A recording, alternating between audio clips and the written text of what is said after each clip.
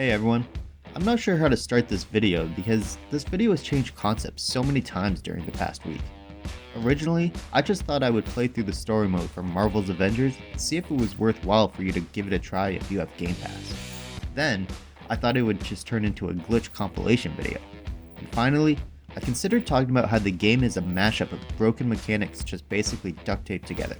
But I couldn't really decide what was more important to talk about, so let's just go over the roller coaster of highs and lows this game offers and come to a final conclusion. If you enjoy the video, be sure to give it a thumbs up, it really helps out a lot, and let me know down below if you plan on giving it a shot or your experiences with the game.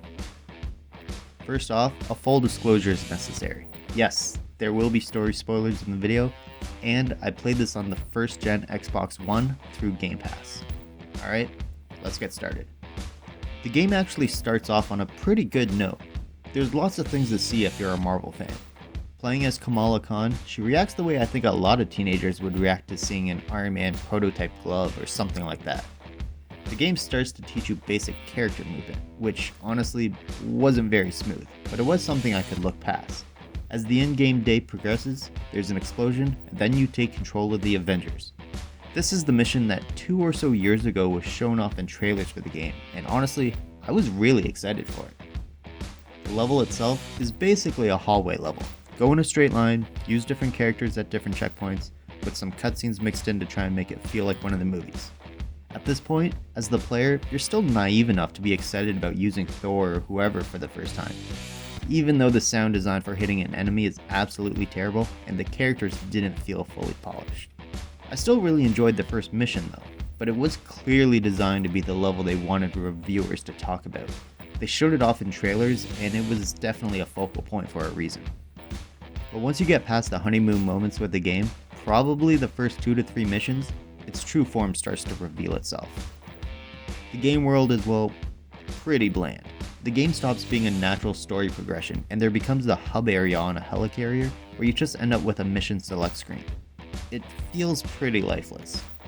Half the game you're looking at stats and upgrade screens, and the other half you spend running through the same areas multiple times. You can speed through the missions if you desire, focusing only on enemies, but if you go searching for upgrades and collectibles, each mission, and therefore the game as a whole, will grind to a snail's pace. There are a decent amount of enemy types, but none of them require any real skill to defeat, which again just turns the game into a grind.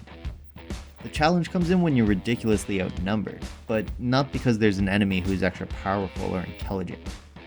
It becomes this rinse and repeat of pick a character, upgrade their stats, do a mission, open chests to upgrade the stats, and it became very dull very fast. Now, if you choose to ignore the side missions and focus solely on the quest with the Avengers logo, then the plot of the story can actually keep your interest. Personally, I didn't mind the concept of the story. Essentially, as Kamala Khan, who recently became an Inhuman, she goes on a quest that will require reuniting the Avengers. There is obviously more nuance to the plot, but I don't want to give too much away for anyone who still wants to experience it for themselves. As the plot progresses, you start to unlock more characters, which is good because I think a lot of people go into the game thinking the entire time you can play as any Avenger they desire. Personally, I did think they would be unlocked throughout the game, but that I would be able to unlock them at a faster pace. When I started the mission to unlock the last character in the story, I was at 77% completion, which means I spent the vast majority of the game not being able to use the character, which might anger some people who only want to play as that character. Now, the thing about unlocking each character one at a time up until almost 80% of the way through the game means you're consistently starting a character at level 1. And consistently going through missions designed to teach you that character's new mechanics. If you skip the side missions, you never really have the chance to fully use a character and get comfortable with them.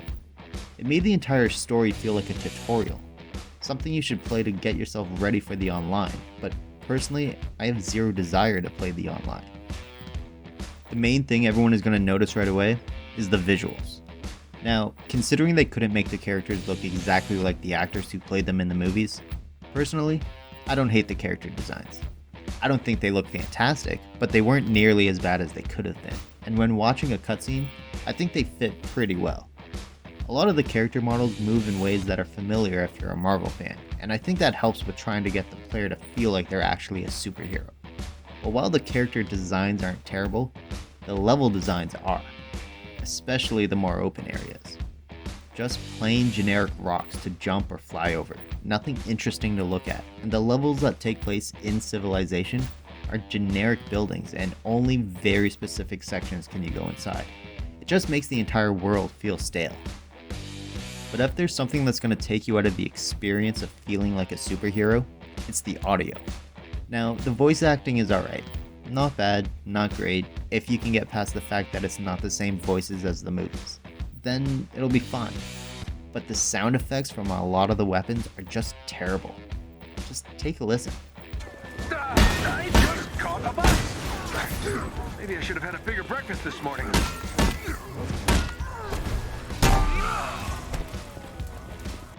This is from the very first mission, the first time you ever hear an attack hit an enemy. And this is the first impression the game gives you. It just gives off this low budget quality that makes you laugh instead of feeling like a badass, and that's not a good thing. So we have terrible sound design, bland level design, and possibly because I played on the first gen Xbox One, overwhelmingly long load times. I mean, minutes at a time on some occasions. So there needs to be a saving grace for the game. Typically, in my opinion, everything can be subpar, but if the game itself is fun at its core, then it's okay. So the question is the game fun in any capacity? Well, it can be. Even with all the issues, some characters play better than others, and the ones that play well can make the combat somewhat enjoyable. Personally, I think Black Widow and Iron Man are the two most fun characters to play as. Thor's sound effects just really took me out of it.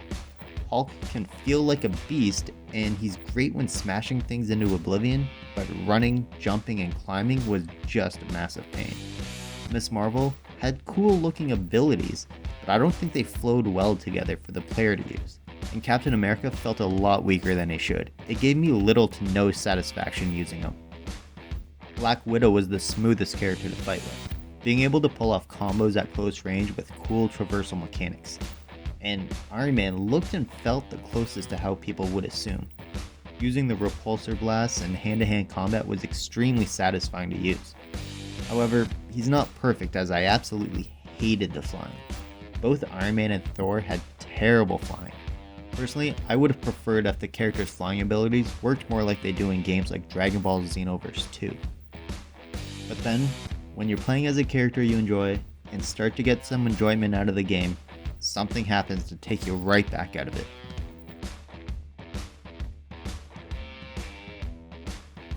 The first glitch I saw, as minor as it was, took place about 4 minutes into my first combat, and when I saw that, I mentally prepared myself to find a bunch more. It wasn't anything too groundbreaking, but it definitely helped me set my expectations. From visual glitches like Kamala Khan laying on an invisible bed, to floating crates that I can't access, the game is full of bugs. Like this one where I randomly flew into a building which made me invisible to the enemies.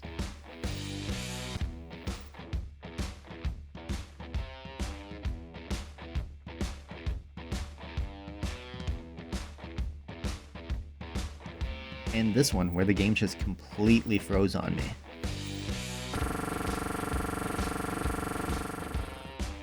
And one that confused me to no end when it first happened. And a big spoiler coming up in 3, 2, 1.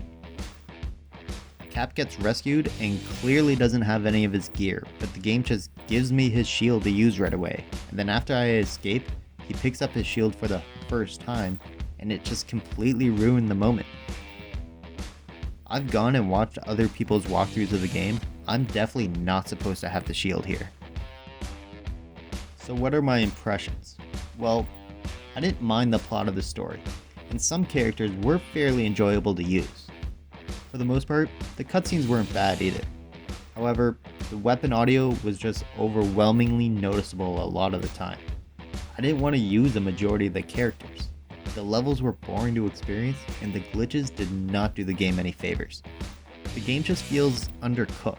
It doesn't really feel broken because it doesn't feel like it was ever complete in order to be broken, and that's a massive shame. But I also needed to take into consideration that the base game is a year old. So after seeing the end credits, I decided to take a look into the most recent expansion, War for Wakanda. I chose this one because I figured this is going to give the best representation for how the current game is on the Xbox One. And well, spoiler, from what I played, and that wasn't a lot, I didn't like it.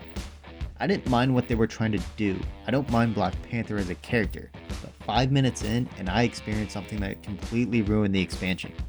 I came across these enemies that can become overcharged, and yes, I know they get boosted attack and defense, but I want to show you a quick comparison. Here's an enemy that while overcharged still took 80 or so hit points each time I hit them. And here's the overcharged enemy I had to defeat in the section 1 minute earlier, taking 5 damage and 7 for a headshot. I didn't have any gear yet to make myself stronger. The literal second group of enemies were bullet sponges. I looked it up, and apparently this is a known glitch, so I restarted the checkpoint, closed and turned the game back on, died to let the checkpoint reset. Every time, as soon as he became overcharged, he became a bullet sponge. I did read some people say you should level up your character online first to have gear, but if that's the appropriate solution, then that is absolute terrible game design. This fight is still going, close up or ranged attacks, it doesn't matter. This took me roughly 15 minutes of throwing daggers with lots of headshots and multiple heroic abilities. This is 5 minutes into combat, and it completely took me out of it. If the beginning was this bad, I didn't even want to know how bad the rest of it would get later on, so I gave up. I absolutely will not be going back to this expansion. As for the game itself, you need to be a die-hard Marvel fan for me to recommend this game. There's just too many flaws with it. The only way to play this is on Game Pass, because I can't recommend spending any extra money on it. And even still, I don't think it's worth your time, even with Game Pass. If you really want to experience the story, honestly, just play it on the easiest mode and play straight story missions, speed your way through, get the plot, and move on to the next game. I hope you enjoyed my thoughts on Marvel's Avengers for the Xbox One. If you did, be sure to hit the thumbs up, it really helps out a lot, and be sure to share the video with anyone who might enjoy it. If it's your first time on the channel, be sure to hit the subscribe button for more video game related content. If you want to check out a game on Game Pass that I highly recommend, then be sure to check out the video I have on screen. Thanks for making it to the end of the video. Thanks for watching.